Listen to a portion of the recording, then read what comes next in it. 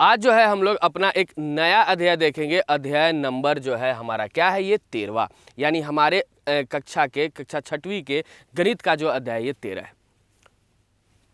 तो मेरे प्यारे विद्यार्थियों, इस वाले अध्याय में हमें देखना होगा कि क्षेत्रमिति क्या है, और इस क्षेत्रमिति के अंदर हमारे पास मिलता है परिमिति एवं क्या मिलता है, क्षेत्रफल।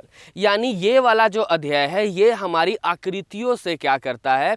देखिए, हमने पीछे जाना था कि बीजगणित था, जो क्या थी, एक गणित की शाखा थी। उसी तरह से ज्यामिति भी जो होती है वो क्या होती है, गणित की शाखा होती है, जिसमें हम आकृतियों के बारे में पढ़ते हैं। लेकिन ये जो होती है ये भी होती है क्या, एक गणित की अलग शाखा, जिसमें हम आकृतियों के मापों के बारे में पढ़ते हैं। ज्यामिति में आकृतियों को कैसे बनाया जाता है उसके बारे में पढ़ते हैं, और क्षेत्रमिति में आकृति जो बनाई गई उसका माप कितना होगा, उसने कितना जगह घेरा है, इन सब के बारे में पता करने के लिए हमारे पास गणित में एक शाखा होती है जिसका नाम होता है क्षेत्रमिति। और ये क्षेत्रमिति जो होता है वो दो चीजों में बटी हुई होती है। यानी किसी भी आकृति की आप दो चीजें निकाल सकते हैं।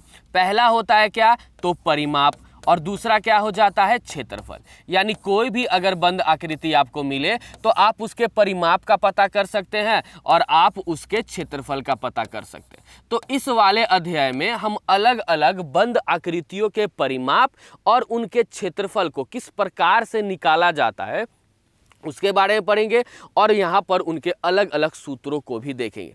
तो सबसे पहले सवाल ये आता है कि सर हम इसमें किस प्रकार की आकृतियों को देख पाएंगे। तो यहाँ पर जो भी आकृति एक समतल क्षेत्र पर या एक समतल सतह पर बनाई जाए, और वो आकृति क्या कहलाती है, 2D आकृति कहलाती है, जिसमें क्या होता है, दो जो रहता है, यानी कि उसमें दो क्या होता है, विमाएं होते। तो याद रखना है, ऐसी आकृति जो एक समतल सतह पर बनाई जाए और उस आकृति को हम दो विमाएं आकृति कहते हैं। अंग्रेजी में कहा जाता है 2D, कह सकते हैं क्या, शेप। तो यहाँ पर हम जो भी आकृति देखने वाले हैं वो दो विमाएं वाली आकृति होंगी, यानी उसमें हमेशा आपको दो विमाएं देखने को मिलेगा। ठीक है, जैसे कि आप यहाँ पर ये आकृति देख सकते हैं और ये आकृति देख सकते हैं। तो मेरे प्यारे विद्यार्थियों, हमारे पास ना दो आकृतियाँ होती है। एक आकृति जिस तरह से देखिएगा मैं यहाँ बना रहा हूँ, ठीक है, एक आकृति मैंने ये बनाया और एक आकृति मैंने ये बनाया, दो अलग अलग आकृतियां बना दी। आप कह सकते हैं कि सर ये खुला तो, लेकिन कहीं पर बंद नहीं हुआ, तो ये क्या होगी, खुली आकृति। लेकिन अगर मैं इसकी बात करूं तो जहां से मैंने खोला था वहीं पर आकर के क्या कर दिया, इसे बंद कर दिया, तो ये कहलाता है बंद आकृति। तो यहाँ पर इस वाले अध्याय में हम बंद आकृतियों के बारे में ही जानेंगे कि उन बंद आकृतियों का परिमाप कैसे निकाला जाए और उन बंद आकृतियों का क्षेत्रफल कैसे निकाला जाए। इसके लिए मैंने आपके पास दो आकृतियों का यहाँ पर उदाहरण रखा है। तो मेरे प्यारे विद्यार्थियों, आप हमेशा इस बात को याद रखिएगा कि दो विमाएं आकृति वो होती है जो दो से अधिक भुजाओं से मिल करके बना हुआ होता है। जैसे हो गया 3 भुजा की आकृति, 4 भुजा की आकृति, 5 भुजा की आकृति, और उसके अलावा। तो आते सवाल यहाँ पर क्या है कि सर जो 3 भुजा से आकृति मिलकर बनती है उसका नाम क्या होता है। तो 3 भुजा से मिलकर के बनने वाली आकृति का नाम होता है त्रिभुज। उसके नाम में ही से पता चल जाएगा आपको कि वो आकृति कितनी भुजा की बनी हुई है। त्रि मतलब हो गया 3 और भुज मतलब हो गया भुजा। तो हम देख सकते हैं 1 2 3, 3 भुजा है, इसीलिए इसका नाम क्या है, त्रिभुज है। अगर हम बात करते हैं इस वाली आकृति को, तो यहाँ पर आप देख सकते हैं कि यहाँ पर 4 भुजाएं हैं, 1 2 3 4, इसीलिए इसका नाम क्या होता है, चतुर्भुज। और उसी क्रमशः में आगे जाएंगे तो पंचभुज, 6 रहा तो षष्ठभुज, 7 रहा तो सप्तभुज। तो कितनी भी भुजा की आकृति हो उसका हम दो ही चीज निकाल सकते हैं, अगर वो दो विमाएं आकृति हुई तो। यानी कि एक समतल सतह पे बनाई जाए और दो विमाएं आकृति हो तो उसकी दो ही चीजें ज्ञात की जा सकती है, पहला है परिमाप और दूसरा है क्षेत्रफल। तो चलिए अब यहाँ से हम जानेंगे कि ये परिमाप शब्द जो है ये जो परिमाप शब्द है ये क्या दर्शाता है, इस परिमाप से हमें उस आकृति के बारे में क्या पता चलता है। चलिए इस बात को जानते हैं। तो उसके लिए मैं आपको यहाँ पर एक उदाहरण बताता हूँ कि मोहन यहाँ पर इस वाली बिंदु पर क्या है, खड़ा है। मोहन क्या है, इस वाली बिंदु यानी बिंदु ए पर खड़ा है, और वो ए से भाग करके कहाँ जाता है, बी पे जाता है, और फिर वापस बी से भाग करके सी पे आता है, और फिर वापस सी से भाग करके जहाँ से शुरू किया था वहाँ यह क्या हो जाता है, पहुंच जाता है। तो हम कह सकते हैं कि इस वाले आकृति में मोहन जो था पहले ए से बी गया, फिर बी से सी गया, फिर सी से ए आया। तो अगर मुझे इसकी दूरी ज्ञात करनी होगी तो इसके द्वारा तय की गई ये जो दूरियां हैं, ये जो लंबाई है, इनका हमें क्या करना होगा, योग करना होगा। जैसे कि ए बिंदु से बी बिंदु तक गया तो उसने कुछ दूरी तय की होगी, उसका योग कर देंगे बी से सी बिंदु तक और सी से ए बिंदु तक। तो इस प्रकार से जो उसने यहाँ पर कुल दूरी तय की, वही तो कहलाता है आकृति का परिमाप। या यूं कह सकते हैं कि किसी भी व्यक्ति द्वारा या किसी भी वस्तु द्वारा उसके बाहरी सतह को या बाहरी किनारे को घेरना ही क्या कहलाता है, परिमाप कहलाता है। यानी किसी भी आकृति के बाहरी किनारों को या बाहरी बाउंड्रीज को अगर हम घेर लेते हैं तो क्या कहता है, परिमाप कहलाता है। यानी कि हम यूं साधारण भाषा में कहें कि सभी भुजाओं का योग क्या होता है, आकृति का परिमाप। सिंपल और एकदम साधारण सी परिभाषा जो दिमाग में बैठा लेनी है कि किसी भी आकृति के सभी भुजाओं का योग ही उस आकृति का परिमाप कहलाता है। और कुछ आपको परिभाषा जानने की जरूरत नहीं कि कितनी दूरी तय करेगा, कितना चक्कर लगाएगा, उससे कोई मतलब नहीं है। बस इतना याद रखना है आपको कि किसी भी आकृति का परिमाप निकालना हो तो उसके सभी भुजाओं का योग कर दे। मान लेते हैं कोई आकृति अगर 10 भुजा की बनी हो तो 10 भुजाओं का योग क्या कहलाएगा, उसका परिमाप कहलाएगा। 100 भुजा की बनी हो तो 100 भुजाओं का योग क्या कहलाएगा, उसका परिमाप कहलाएगा। तो इस प्रकार से आप किसी भी आकृति के परिमाप को ज्ञात कर सकते। जैसे कि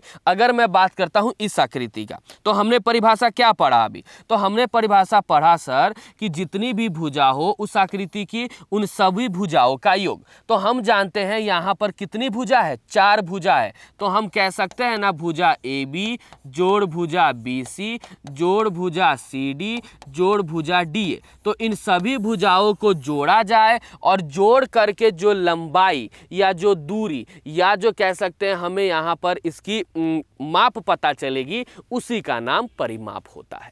तो ये मेरा हो गया परिमाप की परिभाषा। क्या समझ में आया? परिमाप उन्हीं आकृतियों का निकलता है जो 2 विमाएं आकृति होती है, यानी कि 2 डायमेंशनल क्या होते हैं, शेप होते हैं। 3 डायमेंशन यानी 3 विमाएं वाले आकृति का परिमाप ज्ञात नहीं किया जाता। इस बात को दिमाग में याद रख लेना। परिमाप किसका ज्ञात किया जाता है? 2 विमाएं आकृति का। तो अब सवाल ये आता है कि सर ये 2 विमाएं आकृति क्या होती है? तो ऐसी आकृति जिसे हम समतल सतह पर बड़े ही आसानी से बना सके, ऐसे को हम 2 विमाएं आकृति कहते हैं। जैसे आप देख सकते हैं समतल सतह है, बना दिया। या कह सकते हैं कि ऐसी आकृति जिसका हम सिर्फ आगे का हिस्सा देख सके, पीछे का नहीं देख सके, ऐसे को हम कहते हैं 2 विमाएं आकृति। एक आकृति मैं आपके सामने बनाता हूं, देखिएगा, वो आकृति कहलाएगा 3 विमाएं आकृति, क्योंकि उसके हम आगे पीछे हर जगह को देख सकते हैं। देखिए,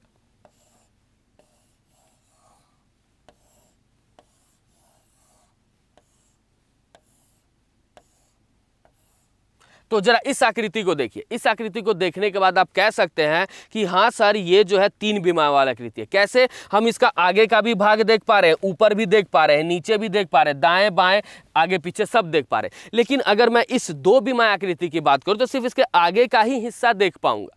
तो इसीलिए ये मेरा क्या है, 2 विमाएं आकृति है। एक और उदाहरण बताता हूं आपको। तो चूड़ी को अगर आप देखिएगा तो एक साइड से देखिएगा तो आपको गोल दिखेगा, फिर आप उसको इस तरफ से देखिएगा तो आपको थोड़ा सा घुमावदार दिखेगा, लेकिन पूरी चूड़ी का जो है शेप नजर नहीं आएगा। उसी जैसा ही अगर हम एक और आकृति ले ले, जैसे कि हम कह सकते हैं फुटबॉल। तो फुटबॉल को अगर हम हर जगह से देखेंगे तो हर जगह से गोल ही नजर आएगा। तो फुटबॉल क्या हो गया, एक 3 विमाएं वाली आकृति हो गई, और चूड़ी क्या हो गया, एक 2 विमाएं वाली आकृति हो गई। तो मुझे उम्मीद है आप ये जान चुके होंगे कि सिर्फ और सिर्फ परिमाप 2 विमाओं के आकृति का ही निकलता है। ठीक है ना? तो चलिए अब आगे बात करते हैं। तो इतनी बात हमने जान लिया सर कि परिमाप होता क्या है, कि कोई भी भुजा हो, कितनी भी भुजा वाली आकृति हो। सर ने बताया था परिमाप की परिभाषा बड़ी साधारण सी है, क्या है, सभी भुजाओं का योग परिमाप कहलाता है। तो चलिए एक उदाहरण से इसे और बेहतरीन तरीके से समझते हैं। तो अगर किताब में पढ़े तो किताब में कुछ ये वाली परिभाषा दी हुई है, तो ये परिभाषा भी सही है, लेकिन थोड़ा सा इसको समझना मुश्किल है। लेकिन जो मैंने परिभाषा बताई कि सभी भुजाओं का योग क्या कहलाता है, परिमाप, तो ये परिमाप, ये जो कह सकते हैं परिभाषा एकदम सटीक है। तो ये परिभाषा क्या कहता है कि किसी भी बंद आकृति का एक चक्कर या सीमा के साथ तय की गई दूरी परिमाप कहलाता है। तो ये परिभाषा भी एकदम सही है कि अगर हम किसी एक बिंदु से शुरू करें और घूम के वापस आकर के उसी बिंदु पर रुक जाए तो ये क्या हो जाता है, उस आकृति का एक पूरा चक्कर हो जाता है, जो क्या कहलाता है, परिमाप कहलाता है। और मैंने बताया कि सभी भुजाओं का योग भी क्या कहलाता है, परिमाप कहलाता है, सभी भुजाओं का योग। तो चलिए हमारे पास एक आकृति नजर आ गई। अब इस आकृति को देखेंगे तो सीधी सी बात है, ये दो भुजाओं से ज्यादा भुजाओं वाली आकृति है। अगर हम देखें तो 1 2 3 4 5 6 7 8 9 10 11 12, तो कितनी भुजाओं का है आकृति है, ये 12 भुजाओं की है। तो हमने क्या पढ़ा था कि किसी भी आकृति का अगर परिमाप निकालना हो तो उनके सभी भुजाओं का आपस में क्या कर दे, योग कर दे। तो चलिए आइए करते हैं। तो शुरू से हम शुरुआत करेंगे के से। के से गए एल, के से गए एल 3 6 7 10 13 14 3 17 17 3 20, एक 21 21 3 24 24 3 27, एक 28। तो कितना हो गया मेरे पास कुल? तो हम कह सकते हैं कि इस आकृति का मेरा जो परिमाप निकल के आया वो कितना निकल के आया, तो 28 सेमी। कितना निकल के आया? 28 सेमी निकल गया। तो ये मेरा हो गया इस आकृति का परिमाप, जो मैंने अपने जो मैंने अपनी परिभाषा के हिसाब से बनाया, जिसमें हमने पढ़ा था सभी भुजाओं का योग। या यूं कह सकते हैं, अगर नहीं समझ में आ रहा है तो आप ऐसे भी लिख सकते हैं कि KL plus LA plus AB plus BC plus CD plus DE plus EF plus FG plus GH plus HI और प्लस क्या हो जाएगा IJ और प्लस क्या हो जाएगा JK। अब चलिए प्लस करना शुरू किया जाए। के जो था वो 3 था, 3 plus 3 plus 1 plus 3 plus 3 plus 1 plus 3 plus 3 plus 1 plus 3 plus 3 plus 1, ये लिख दिया। अब जोड़ सकते हैं। तो मैंने जो तरीका बताया ना कि एकदम चलते रहना है और जोड़ते चलना है, यहाँ गए जोड़े फिर यहाँ गए जोड़े, तो वो ज़्यादा आसान होता है कि इतना लिखने से आप बच सकते हैं। तो मैंने दोनों ही चीज़ें बता दी कि क्या चीज़ करने से आपका फ़ायदा होगा।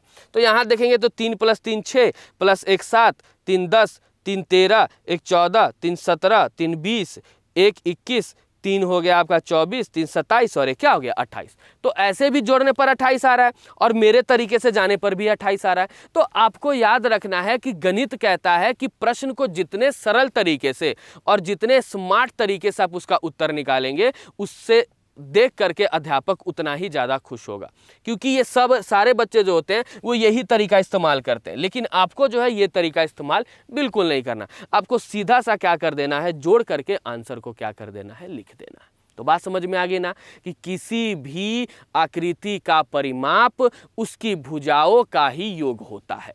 तो ये मेरी हो गई परिमाप पे परिभाषा और उदाहरण। कभी कभार क्या होता है ना कि हम लोग जो है परिमाप की एक तो सिंपल और साधारण परिभाषा जान चुके हैं, लेकिन हम क्या सोचते हैं कि सर अगर हमें अगर अलग अलग आकृतियों का कोई फॉर्मूला या सूत्र मिल जाए तो इससे और ज़्यादा आसानी हो जाएगी सर उसके प्रश्नों को हल करने के लिए। तो चलिए आइए, हमारे पास आगे चल के आयत मिलेगा, वर्ग मिलेगा और त्रिभुज मिलेगा। उन सभी के हम जो है अलग अलग परिमाप और अलग अलग क्षेत्रफलों पे बात करेंगे और साथ में देखेंगे कि आयत, वर्ग और आपका त्रिभुज का परिमाप निकालने का सूत्र क्या होता है। वैसे तो परिमाप निकालने का सभी का एक ही साधारण सा चीज़ है, क्या, सभी भुजाओं का योग। लेकिन हम क्या कर रहे हैं, गणित पढ़ रहे हैं और गणित कहता है कि आपके पास अगर फॉर्मूला तैयार हो ना तो आप किसी भी चीज़ को बड़े ही बेहतरीन तरीके से ज्ञात कर सकते हैं। तो चलिए आइए कुछ फॉर्मूले देखते हैं और उस पर आधारित कुछ प्रश्नों को बनाते हैं।